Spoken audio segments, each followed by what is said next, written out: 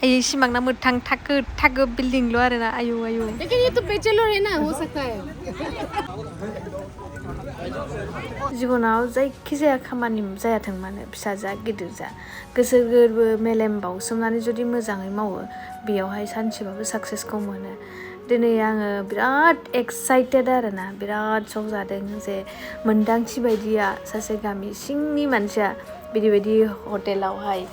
जानो थाखाय सुबिदा मोन्दों मोनसे प्रग्रामाव गानो थाखाय मोजां माबा सुबिदा मोन्दों बिराद लाकि होननानै आं गावखौनो सानो आरोना लोगोफोर दिनै बेबायदि 5 स्टार हटेल बायदि सिमांसो बायदि नुहुरबाय थायोमोन नाथाय गाफैनो मोनबाय बिराद गोजोननाय मोनबाय आरोना बेजों लोगोसे आराम इन्जय खालाम मोनबाय एकदम एक्साइटेड आसुरित आरो आं फाग्लि जासिगोन होनना बखिगासिनो आब'मोननि सिगाङाव आरोना जाथो बाखि बेखौनो आङो आंनि मोन्दांथिजों शेयार खालामो नोंथांमोना जि थांखि लाया मानो गोसो गोरबो मेलेम बावसोमनानै जुदि बे थांखिखौ होसोबाय थायो बा मावनो सेस्था खालामबाय थायो बे थांखिखौ सानसेबाबो जाफुंहोनो हायो थ' मोन्दांथिनि बेलायावबो दिनै बेबायदि जाबाय आरो दिनै फाइनालि नोंथांमोना निस्सय नुखाबाय गतिके नायलांदो एसे बे प्रग्रामाव थांनाय लोगो लोगो बे 5 स्टार हटेलनि थासारिखौ आङो नोंथांमोनजों एसे समफोरखौ शेयार खालामनानै लाबाय भिडिअ खालामबाय आरोना जिबायदि मोजां खालि भिउआ बेथो ओरैबायदि मोजां मोनखादों आरोना आं जेब्लायबो गोसो गोरबोजों शेयार खालामो आरोना नोंथांमोनजों दिनै आंनि मोन्दांथि मोनसे शेयार खालामबावनि माने गिदिर बिल्डिं गिदिर न' बिराद रिच फेमिलि बिथांमोननियाव बांसिनानो जोङो बुद्धदेबनि मुर्तिखौ जोङो नुनो मोनो खोथाया माने माबा मोनसे कानेक्टेड दं नामा एसे जाम्बिसियान कुइसन सोंबाय आरोना नोंथांमोनाव दा नोंथांमोनासो मिथिसिगौ आरो बेनि फिना दंना गैया फोरमायहरदो जुदि दङबाथाय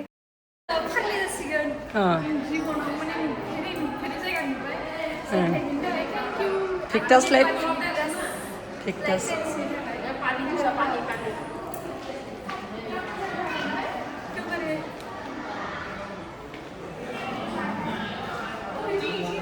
जि देखायसोनाय बायदि मोनबाय आरोना जोहैलि गावखौनो बिरादनो ओजों मानसिफोर जा नायजादो दख'ना गानना थांबाय नालाय बेसेबा माने फरेन कान्ट्रिनि मानसिफोरबो सिन्थाय दंमोन एकदम बेसेबा नाहरो आरोना बाखि आं दा जेबो बुंथ'ला नोंथांमोना सिरि नायलांदो जायगाफोरखौ आरो माबायदि नुदों कमेन्ट्सआव खोन्थाहरदो आरो सोरबा जुदि बेबायदि बेरायनो गोसो दङ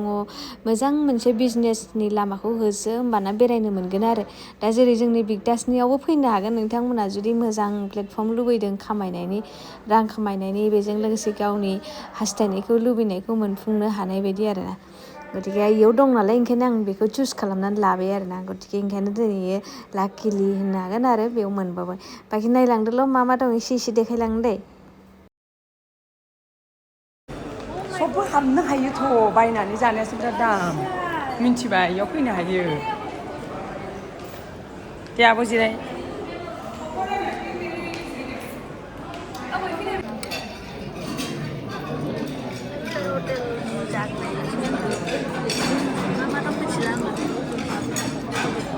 जानायाबो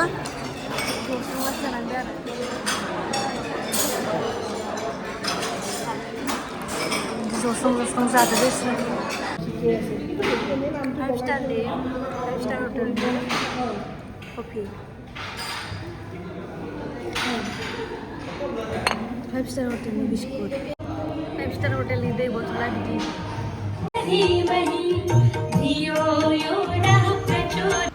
दा नै जागायबाय प्रग्रामखौ जागायनायाव इसोरनि नाम लानानै जागायबाय आरो ओमफ्राय बेवहाय थानायफोराना बांसिनानो मिलिनियर गोजा आरोना एकदम मिलियन फैसा बेंक बेलेन्स गोनां क्रर गोनां गोजा आरोना आसरित मोनदों सब साख्रि मावनायानो बांसिन दङ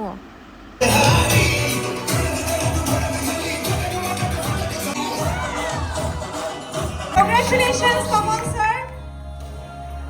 Yes. Most welcome.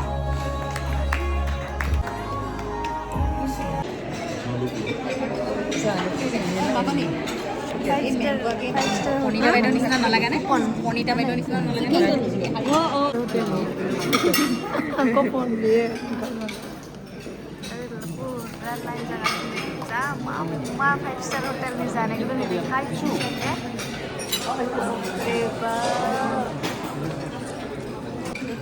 बड़ी जगह बिना रे इसी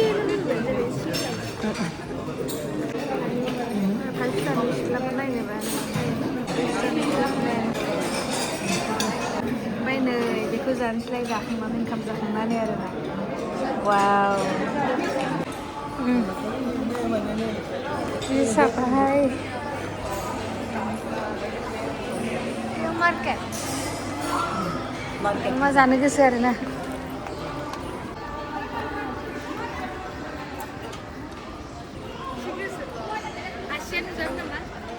नुजायाखै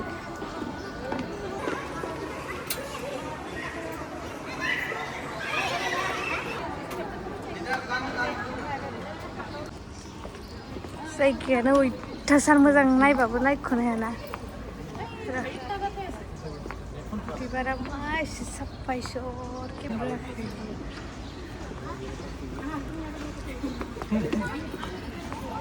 थांसै दे थांफिननो गोसो जालायाखै आरोना बे सब दै गोजा गेदेर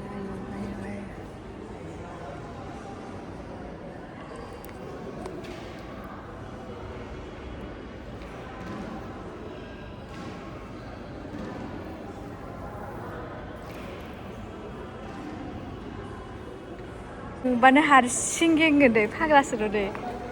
नै जाबाय दे एबार आं थांबानो खुलिगोन दे इयो नै रावबो गैया हारसिं खुलिबाय बेबो हारसिं खुलिगोन नामा बेबो हारसिं खुलिया 5 स्टार हटेलनि कामाल दा थांसै आरो जोङो ना हर जाबाय रेडिसन ब्लु 5 स्टार गुवाहाटीयाव जों प्रग्राम दंमोन नालाय जिबनाव फार्स्ट टाइम बेथो मैम আপোনাৰ কাৰণে পচিবল হ'ল তাতে আপোনাক ছাৰক বহুত বহুত মোৰ হাৰ কি কয় কলিজাৰ পৰা মোৰ ধন্যবাদ वेलकाम এনেকুৱাকৈ আজি এইটো ফাৰ্ষ্ট আৰম্ভণি এনেকুৱাকৈ আৰু আহি থাকিব লাগিব নেক্সট আৰু অহা মান্থতো হ'ব আৰু এতিয়া আমি গৈ আছোঁ থাইলেণ্ড ও মাই গড থাইলেণ্ডতো চেষ্টাটো বহুত থাকিব তাৰ লগতে আপোনালোককো চেষ্টা কৰাম চিয়'ৰ আমি সদায় আছোঁ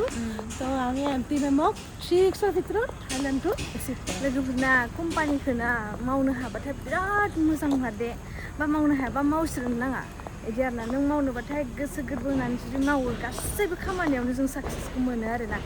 হয়নে মেম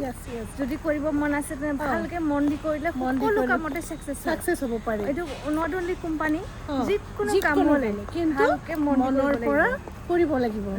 তো সাকসেস আমি নিশ্চয় পাম আৰু সপোন দেখিব লাগে তেতিয়াহে সপোন ফিল হয় সঁচা কথা এইটো যোনে সেইটো মনত সোমাই লয় মাথাত সোমাই লয় সেইটো যদি কাম নকৰাৰকে নেৰে তো কৰিব নিশ্চয় সেইটো মন যাব সেইকাৰণে প্ৰথমতে সপোন চাব লাগে তাৰপিছত কৰিব লাগে আৰু তেতিয়া আমি সাকসেস পোৱা যায় তো মেমৰ কাৰণেও আমাৰ ফালৰ পৰা হাৰ্টিয়েষ্ট বিশেষ থাকিল মেম বহুত দূৰ আগবাঢ়ি যাওক আৰু যিমানখিনি ৰেংক আছে সেইখিনি লওক ভাল এটা ইনকাম লওক ভাল এটা টুৰ আহি আছে আমাৰ যিটো থাইলেণ্ড টুৰ সেইটোৰ কাৰণে বেষ্ট বিশেষ থাকিলে তেওঁ আৰু তেওঁৰ ছাৰৰ দুইজনে যাতে যাব পাৰে তাৰ কাৰণে আমি ধুনীয়াকৈ কামটো কৰিম আৰু নিশ্চয় সাকসেস হ'ব Thank you. ভাল এটা ইনফৰমেশ্যন দিয়াৰ কাৰণে থেংক ইউ ছ' মাছ তো জাগাটো চাহ কিমান ধুনীয়া প্লেচ বিল্ডিং सावदों ना खटा बेयावनो थांना फैबाय आरोना जोङो होमबा दा लोगोफोर नेक्स्ट भिडिअखौ नेनानै थाथ'दो दिनैनि भिडिअखौ बेखिनियाव दोनथ'नोसै गोजोन्थों